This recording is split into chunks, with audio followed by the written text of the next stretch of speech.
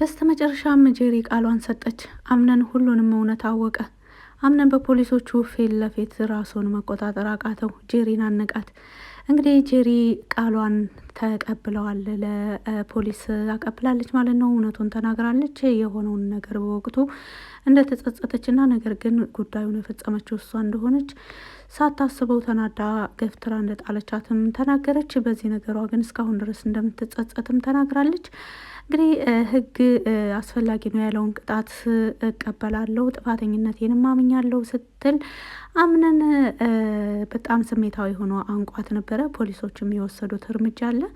ሰላም ሰላም፣ ውድና የተከበራችሁ የዜድ ሀበሻ ቤተሰቦች፣ ለቻናሉ አዲስ ከሆናችሁ ሰብስክራይብ በማድረግ እንደዚሁም ቪዲዮውን በላይክ መጀመር አትርሱ። ድራማ ቀጣዩን ፓርቲ ይዤላችሁ መጥቻለሁ። እስከ መጨረሻው ድረስ አብራችሁ ለመቆየት ሞክሩ። ቪዲዮውን አለፍ አለፍ እያልኩኝ ያስገባላችኋለሁ።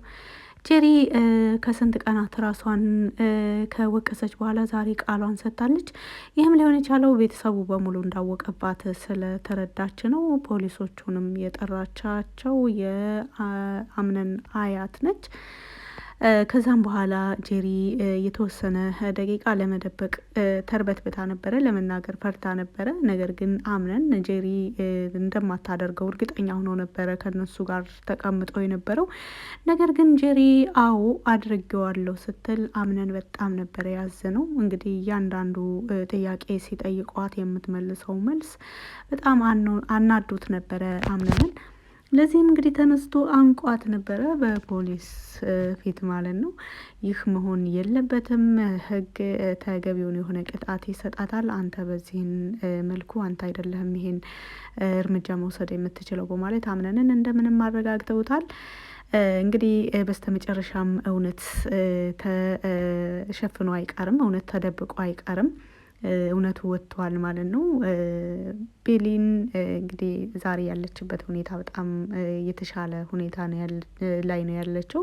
እንደዚሁም አንዳንድ ነገሮችን በትኩረት እያስተነተነች እንደሆነ፣ በተለይ ብዙ ጊዜ የሆነ ግልጽ ያልሆኑ ነገሮች ነገር ግን ልታስታውሰው የምትሞክረው ነገር ይኖራል፣ መልሶ ይጠፋባታል እና ትውስተዋ ሊመለሱ አንዳንድ ጫፎችን እየያዘች ትገኛለች። እንግዲህ ጄሪ በስተመጨረሻም ራሷን ያጋልጣለች። ራሷን አይደለም ባይዘው ያጋለጠችው፣ ከተጋለጠች በኋላ ነው እውነቱን የተናገረችው። እንደሚታወቀው የአምነን አያት ከባለፈው ፓርት ላይ እንዳያችሁት ሕፃን ዳኑ በነገረቻት አማካኝነት ይህንን ጉዳይ ጄሪ እንደፈጸመችው ሕፃን ዳኑ ከነገረቻት በኋላ እኔ ነኝ ተገቢውን የሆነ ቅጣት የምቀጣት ብላ ነበረ።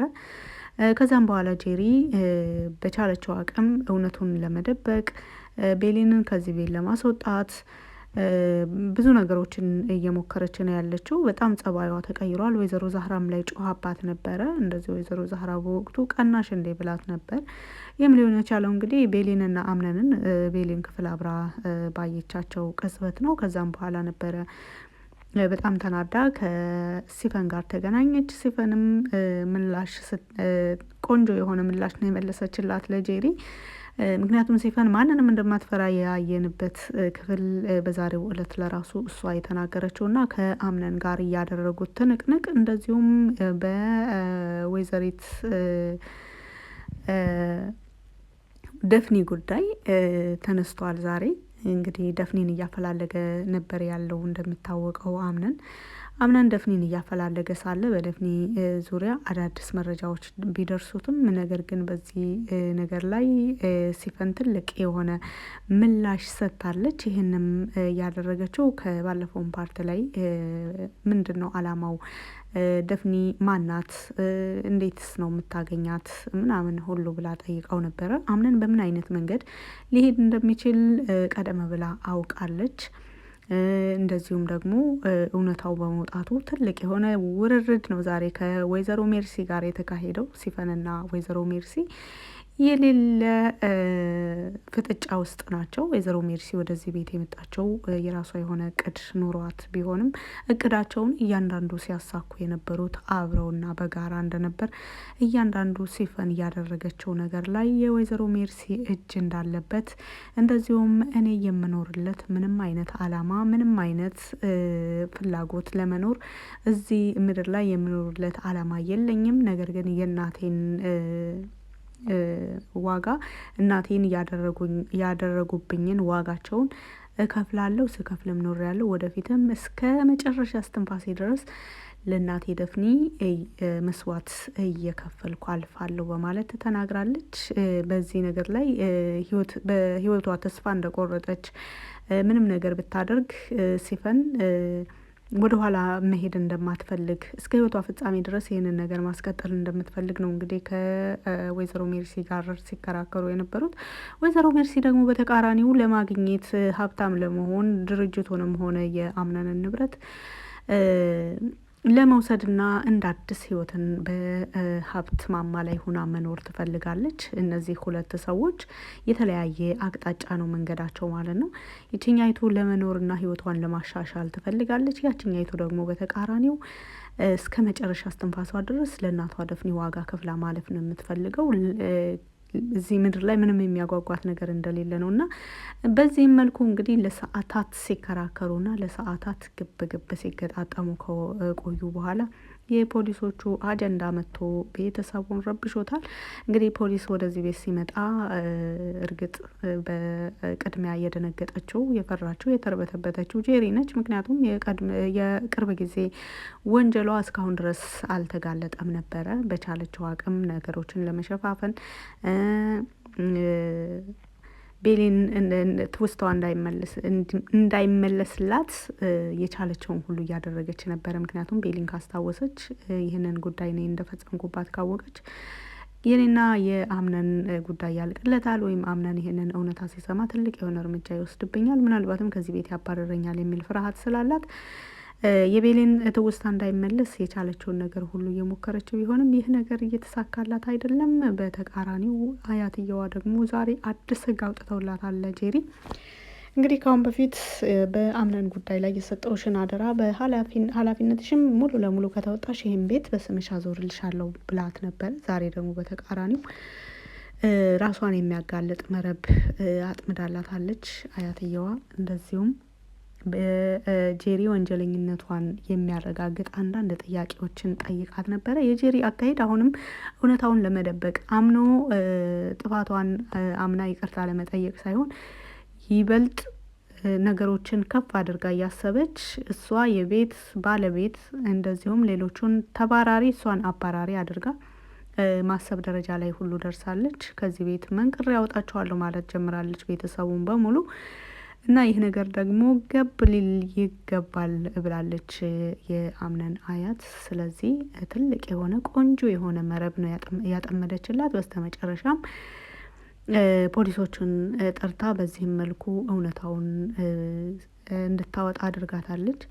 አምነን በጣም አዝኗል በጄሪ ባደረገችው ነገር። እንደዚሁም ጄሪ አድርጋው መሆኑን እርግጠኛ ሆኖ ቢያውቅ ኖሮ ሲጀመር ፖሊሶቹ ሳይመጡ ጨርሰሽ ነበር ሁሉ ብሏት ነበረ። እንግዲህ ጄሪ ካሁን በኋላ እዚህ ቤት ላይ ተስፋ እየቆረጠች ያለች ትመስላለች። እንደዚሁም ፖሊስም ምን አይነት እርምጃ እንደሚወስድባትም እስካሁን ድረስ ምንም የተረጋገጠ ነገር የለም። ነገር ግን ወንጀለኝነቷን አምናለች፣ ቃሏን ሰጥታለች፣ ምክንያቷንም ተናግራለች። እንደተጸጸተችም እስካሁን ድረስ በህሊና ጸጸት ውስጥ እንዳለችም ጭምር ነው የተናገረችው። መጸጸቷ ወንጀለኝነቷን አያቀለውም፣ አይቀይረውም። ነገር ግን አንዳንዴ ጥፋተኝነታችንን ስናምን ጥፋታችንን አምነን እንደዚሁ ቃላችንን በእውነቱ ስንሰጥ ከምንደብቅና ሕግ በራሱ ጊዜ ከሚደርስብን ይሻላል በሚለው እንጂ እንግዲህ ይህን ይመስላል የዛሬው ክፍል። እንደዚሁ በወይዘሮ ሜርሲና በሲፈን መካከል ትልቅ ጸብ ተፈጥሯል። ይህንን ነገር ደግሞ ሲፈን የያዘቻቸውን መረጃዎች በሙሉ ለአምነን ለመስጠት አስፈራርታታለች። ሲፈን ወይዘሮ ሜርሲ እውነታው ይህ የጄሪ እጅ ላይ ያለው መረጃዎች አምነን እጅ ላይ ገቡ ማለት ከዚህ ቤት ትባረራለች ማለት ነው። ከአምነን በላይ የአምነን አያት በዚህ ነገር ላይ እውነታውን ካወቀች ሜርሲን ትልቅ የሆነ እርምጃ እንደምትወስድባት ነው ሜርሲ እንግዲህ እየተናገረች ያለችው። እና አንቺና እኔ ስንስማማ እንደዚሁም ተባብረን ተስማምተን ተመካክረን ስንፈጽም እንጂ አንቺ አዛዥ እኔ ታዛዥ ሆነን ስንሰራ አያምርብንም ብላት ነበረ ሲፈን ካሁን በፊት። አሁን ያ ነው የሆነው። ትልቅ የሆነ ጸብ ነው በመካከላቸው እየተፈጠረ ያለው። ሁለታቸውንም ሊያከስር የሚችል አምነን ደግሞ ወደ እውነታው እንዲቀርብ የሚያግዝ ማለት ነው። እንግዲህ አምነን በአሁኑ ላይ በተለይ ደግሞ ጄሪ ቃሏን ከሰጠች በኋላ በጄሪ ጉዳይ ላይ አተኩሯል። ምክንያቱም የጄሪ ጉዳይ እልባት መሰጠት ያለበት ነገር ነው። እንደዚሁም ሕግ አስፈላጊ የሆነውን ቅጣት ጄሪ ላይ ማሳረፍ አለበት የሚል እምነት አለው። ይህንን ነገር ደግሞ ከመከታተል ወደ ኋላ አይልም። በሌላ መልኩ እንግዲህ በሲፈንና በወይዘሮ ሜርሲ መካከል ያለው ግጭት ቤተሰቡ ሁሉ እየሰማ ይገኛል። በመካከላቸው ግጭት እንደተፈጠረ፣ ነገር ግን ጉዳዩ ምን እንደሆነ እስካሁን ድረስ ቤተሰቡ በመካከላቸው ግጭት መፈጠሩን ብቻ ነው እያወቀ ያለው እንጂ ምን መሆኑን ይህ ግጭታቸው ምን መሆኑ ሲጋለጥ እንግዲህ ቤተሰቡ ሁሉን እውነት ያውቃል። አምነንም በቅርብ ጠላቶቹን ያውቃል ብዬ ጠብቃለሁኝ። በሌላ መልኩ እንግዲህ ሙስጠፋ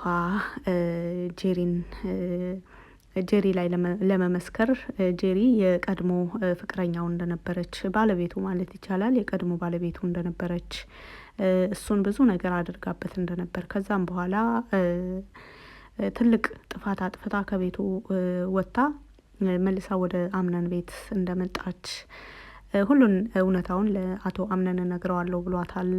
ምክንያቱም አሁን ላይ ሙስጠፋ ከጄሪ ጋር እየተከታተለ ያለው ጄሪን ለመበቀልና ለመበቀል ብቻ ነው። ሙስጠፋ ህይወቱን መቀጠል የሚፈልገው ከሲፈን ጋር ነው። እንደዚሁም እያንዳንዱ ነገር እውነቱን ትክክል ነገር የሚነግራት ለሲፈን ነው።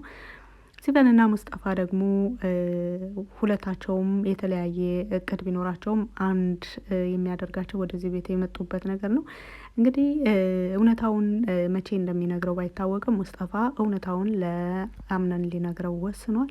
አምነን ደግሞ ይሄን ሲሰማ ምን እንደሚወስን በቀጣይ ፓርት ላይ የምናየው ይሆናል።